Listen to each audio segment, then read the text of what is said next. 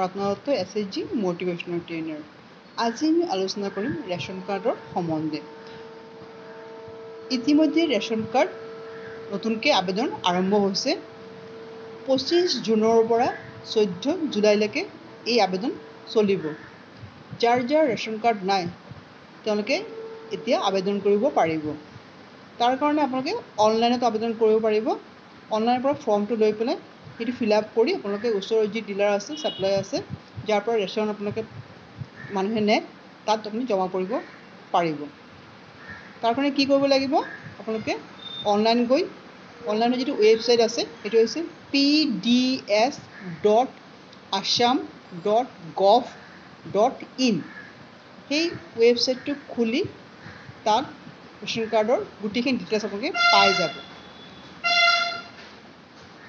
তাত কি কৰিব লাগিব, তাত গৈ আপোনালোকে ফৰ্মটো এপ্লাই কৰি ফৰ্মটো ওলাই আনিব লাগিব। তাত আপুনি ফিল আপ কৰিব। 5,04,000 ৰেচন কাৰ্ড এতিয়া দিয়া হ'ব। তাৰ কাৰণে আপোনালোকে ডকুমেণ্ট লাগিব, Aadhaar card, voter ID, address proof, photo, bank account আৰু ফৰ্ম যিটো ওলাব ফৰ্মটো ফিল আপ কৰি ধুনীয়াকৈ আপোনালোকে জমা কৰিব লাগিব। ফটো আপোনালোকৰ ঘৰত যি মেম্বাৰ আছে, যাৰ নাম আপোনালোকে ৰেচন কাৰ্ডত সোমাব, তেওঁলোকৰ আধাৰ কাৰ্ড, তেওঁলোকৰ ভোটাৰ ID, তেওঁলোকৰ ফটো এই ফৰ্মৰ লগত দিব লাগিব। আৰু যাৰ ৰেচন কাৰ্ড আছে, ৰেচন কাৰ্ডত নতুন নাম অন্তৰ্ভুক্ত কৰিব, তেওঁলোকে স্ক্ৰীণত এটা নাম্বাৰ দিয়া আছে, সেই নাম্বাৰত কল কৰিলে আপোনালোকে নতুনকৈ মানুহৰ নাম আপোনালোকে ঘৰৰ সদস্যৰ নাম সোমাব পাৰিব। গতিকে যোনে যোনে ভাবিছে যে ৰেচন কাৰ্ড আপোনালোকে আবেদন কৰিব, তেওঁলোকে 25 তাৰিখৰ পৰা ৰেচন কাৰ্ড দিয়া আৰম্ভ হৈছে, আবেদন প্ৰক্ৰিয়া আৰম্ভ হৈছে। বহুতো এতিয়ালৈকে আবেদন কৰিলে, আৰু আপুনি যদি এতিয়ালৈকে কৰা নাই তেন্তে সোনকালে আবেদন কৰক, কাৰণ ডেট হৈছে 25 জুনৰ পৰা 14 জুলাইলৈকে। নতুনকৈ দিয়া হ'ব 5,04,000 ৰেচন কাৰ্ড। তাৰ কাৰণে আপোনালোকে যাব লাগিব অনলাইনৰ ৱেবছাইট হৈছে pds.assam.gov.in।